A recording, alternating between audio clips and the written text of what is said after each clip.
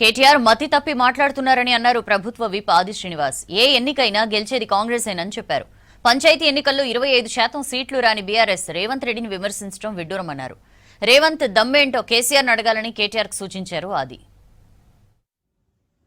దమ్ముంటే అనేటువంటి సవాళ్లు కేటీఆర్ గారు ఇప్పటికి అనేక మార్లు దమ్ము ధైర్యం గురించి మాట్లాడుతున్నటువంటి కేటీఆర్ గారు 2023లో కాంగ్రెస్ పార్టీ పీస్ అధ్యక్షుని హోదాలో రేవంత్ రెడ్డి గారు కొట్టిన దెబ్బకు మీరు మీ పార్టీ ఎక్కడుందో ఒకసారి ఆలోచించి ఏమని కోరుతున్నా.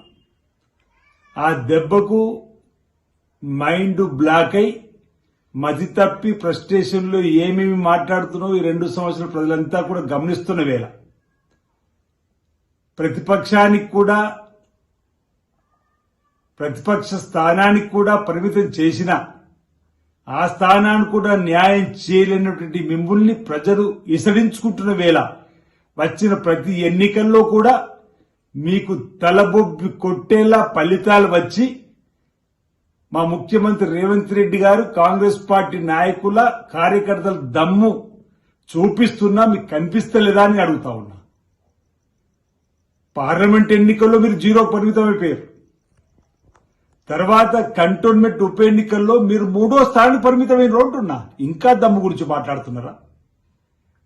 సరిగ్గా 2 మాసాల క్రితం మీరు జబ్బలు చెరుసుకొని జూబ్లీహిల్స్ లో గెలుస్తామని గొప్పలు చెప్పి ఈ ప్రభుత్వం పడిపోతుందని చెప్పి పగటికల కంటే ఏం జరిగింది ఆ ఎన్నికల్లో ఘోరంగా ఓటమి మీ పార్టీ మీరు కాదు.